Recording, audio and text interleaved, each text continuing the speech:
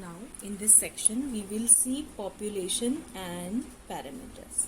So in statistics, population is set of similar items or events.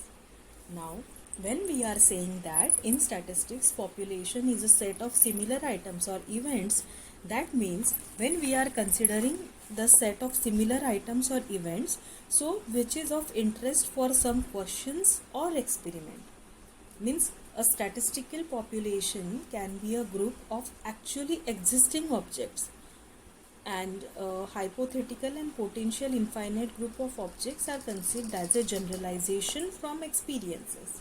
So existing objects like the set of all stars in the galaxy, and generalization is set of all possible hands in a game of poker. So any group of same data which includes all the interested data is called as population. In the previous sections we have gone through descriptive statistics, remember? So what was that? Descriptive statistics was responsible for providing the information about the immediate group of data. So suppose for example we are trying to calculate the mean and standard deviation of the exam marks for the students, and we are trying to do this for the group of 100 students. So any group of data like this which includes all the data you are interested in is called as population.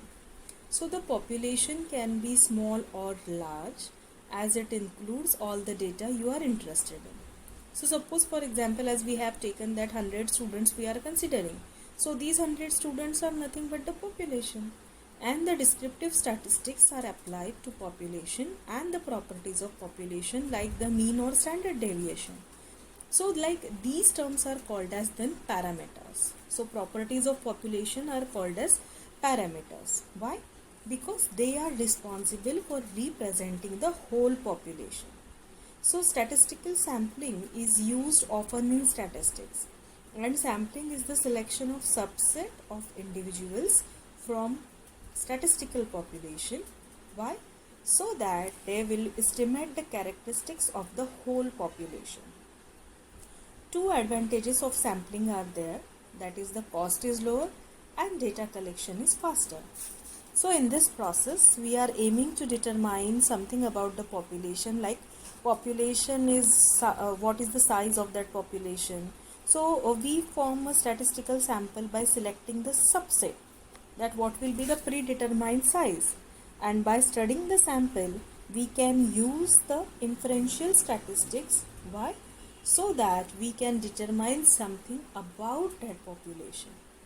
So the statistical sample of size n involves the single group of n individuals or subjects that have randomly chosen from the population. So we can see that the population is there, the parameters are considered over here and the sample statistics and statistical inference is related to population. So this is all about population and parameters. In the next section we will see the central tendency. Thank you.